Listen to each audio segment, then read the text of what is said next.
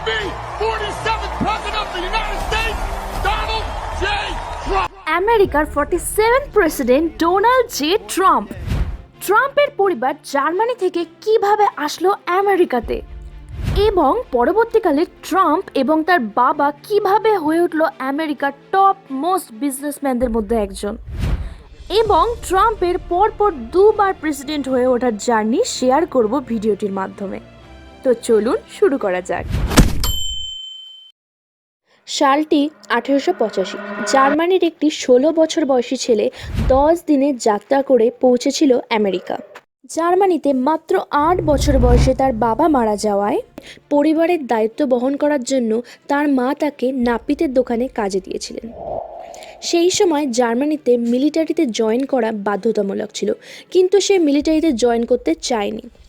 এছাড়াও সেই সময় ইউরোপ তথা জার্মানিতে বহু মানুষ কাজের উদ্দেশ্যে আমেরিকা পাড়ি দিয়েছিলেন।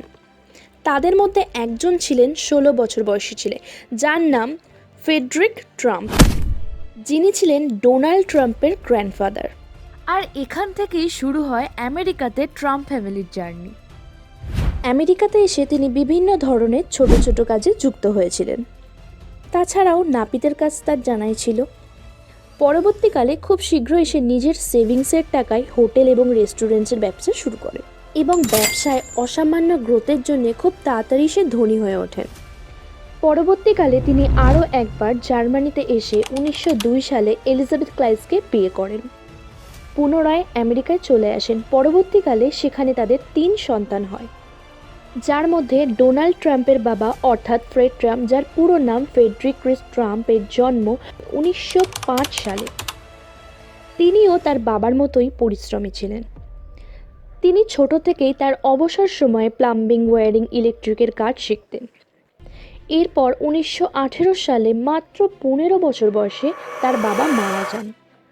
পরবর্তীকালে তার কঠোর পরিশ্রম দিয়ে রিয়েল এস্টেটের বিজনেসকে দাঁড় করায় এবং 1927 সালে তিনি তার মায়ের নামে একটি রিয়েল এস্টেট কোম্পানি শুরু করেন।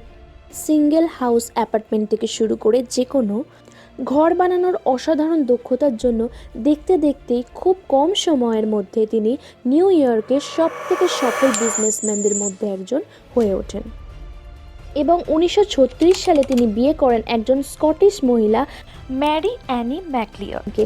ইনিই ছিলেন ডোনাল্ড ট্রাম্পের মা। সাল 1946, 14 জুন নিউ ইয়র্কের কুইন্স শহরে জন্ম হয় ডোনাল্ড ট্রাম্পের।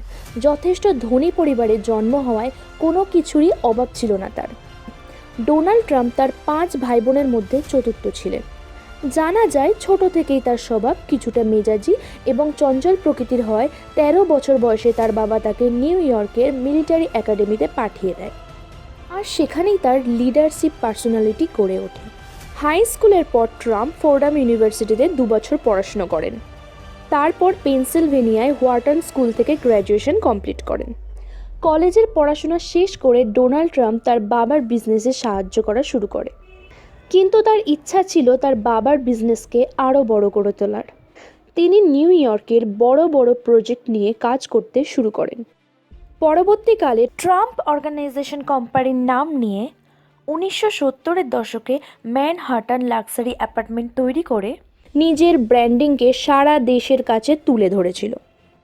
1980-র দশকে ট্রাম্পের নাম সারা দেশে ট্রাম্প টাওয়ারের মাধ্যমে ছড়িয়ে পড়েছিল। 1984 সালে ট্রাম্প নিজের প্রাইভেট ক্যাসিনো খোলা শুরু করেছিল। আটলান্টিক সিটিতে ট্রাম্প প্লাজা নামে প্রথম ক্যাসিনো খোলে। পরের বছর 1985-তে তিনি ট্রাম্প ক্যাস্টেল নামে দ্বিতীয় ক্যাসিনো খোলে।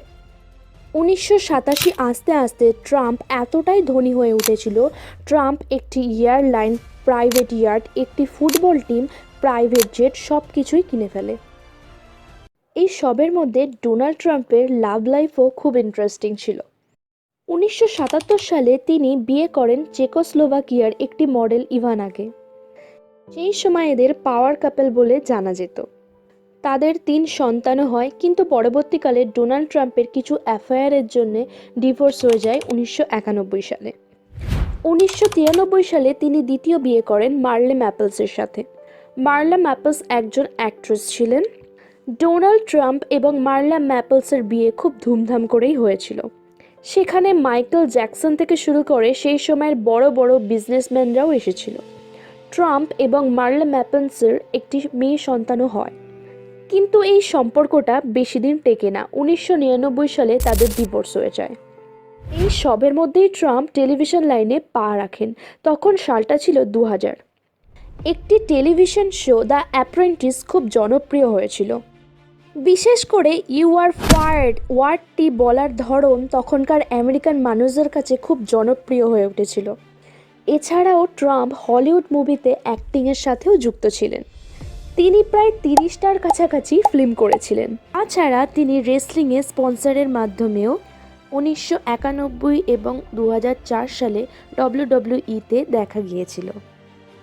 এভাবেই আমেরিকাতে ডোনাল্ড ট্রাম্প মানুষের কাছে সেলিব্রিটি হয়ে উঠেছিল। তারপরে 2005 সালে ডোনাল্ড ট্রাম্প তৃতীয় বিবাহ করেন ফ্যাশন ডিজাইনার মেলানিয়াকে ট্রাম্পের সাথে মিডিয়ায় বিশেষ জায়গায় বহুবার দেখা গিয়েছে। পরবর্তীকালে 2008 সালে আমেরিকার প্রেসিডেন্ট হন Barack Obama. Donald Trump Barack ওবামাকে নিয়ে বিভিন্ন কন্ট্রোভার্সিয়াল উক্তি করেন, কিন্তু 2012 সালে সেগুলিকে পিছনে ফেলে ওবামা আবারও দ্বিতীয়বারের জন্য প্রেসিডেন্ট হন। 2012 সালের পর থেকে ট্রাম্প রিপাবলিকান পার্টির পক্ষ থেকে প্রেসিডেন্টিয়াল ইলেকশনের অংশগ্রহণ করার জন্য তৈরি হন এবং make America great again campaign শুরু করেন। দেশের বিভিন্ন অংশে গিয়ে বিভিন্ন কন্ট্রোভার্সিয়াল ইস্যু যেমন মেক্সিকো বর্ডার, মুসলিম এন্টারিং ব্যান ইস্যু তুলে হাইপ ক্রিয়েট করা হয়েছিল, যার ফলে ট্রাম্প আমেরিকাতে খুব তাড়াতাড়ি লোকপ্রিয় হয়ে উঠেছিল। অবশেষে 2016 সালে ডোনাল্ড ট্রাম্প হিলারি ক্লিন্টনকে হারিয়ে 45তম আমেরিকান প্রেসিডেন্ট হন। 20 জানুয়ারি 2017 ডোনাল্ড ট্রাম্প আমেরিকার রাষ্ট্রপতি হওয়ার শপথ নেয়। রাষ্ট্রপতি হওয়ার পর থেকে তিনি কিম জং উনের সাথে সম্পর্ক থেকে শুরু করে ইরানের সাথে বন্ধুত্বপূর্ণ সম্পর্ক স্থাপনের মতো কন্ট্রোভার্সিয়াল ইস্যু তৈরি করেন। এছাড়াও 2019 সালের কোভিড পরিস্থিতিতে এটাকে একটা নর্মাল ব্যাপার বলে ব্যাখ্যা দেন। তাছাড়াও রাশিয়ান কন্ট্রোভার্সিতে জড়িয়ে পড়ার কারণে মানুষজন অপছন্দ করা শুরু করেন। ফলে 2020 সালে ডেমোক্রেটিক পার্টি জো বাইডেনের কাছে হেরে যান। 6 জানুয়ারি 2021 ওয়াশিংটন ডিসিতে হোয়াইট হাউসে ট্রাম্পের সমর্থনে হাতিয়ার নিয়ে বহু মানুষ ঢুকে পড়ে। ট্রাম্প এখানে বলেন জো বাইডেন ইলেকশন ভুয়োভাবে জিতেছেন। পরবর্তীকালে তাকে আবার ইলেকশনের জন্য ক্যাম্পেইন করতে দেখা যায়। 27 জুন 2024 সালে একটি ডিবেট শো শুরু হয় আমেরিকাতে। সেখানে জো বাইডেন এবং ডোনাল্ড ট্রাম্প একসাথে মুখোমুখি হয়, যেখানে ডোনাল্ড ট্রাম্প এবং জো বাইডেনের মধ্যে বিভিন্ন রকমের যুক্তি এবং অ্যাগ্রেশন ভরা কোশ্চেনের উত্তর দিতে অসমর্থ হয় জো বাইডেন। এই ডিবেট বাইডেনের ইমেজে একটি খারাপ প্রভাব তৈরি করে এবং ট্রাম্পের ইমেজ একটা ফাইটার ইমেজে পরিণত হয়। এছাড়াও 13 জুলাই 2024 ডোনাল্ড ট্রাম্প পেনসিলভেনিয়াতে একটি বক্তৃতা দিচ্ছিলেন, তখন তার উপর 4 রাউন্ড গুলি চালানো হয়েছিল। ডোনাল্ড ট্রাম্প একটুর জন্য বেঁচে যায়, কিন্তু পর মুহূর্তে তিনি উঠে স্টেজে ফাইট নাড়া দেন। তার এই ফাইট বলে ওঠার ভিডিও ক্লিপগুলির জোশ রাতারাতি ইন্টারনেটে ভাইরাল হয়ে যায় এবং ডোনাল্ড ট্রাম্প রাতারাতি আমেরিকার কাছে হিরো হয়ে ওঠেন।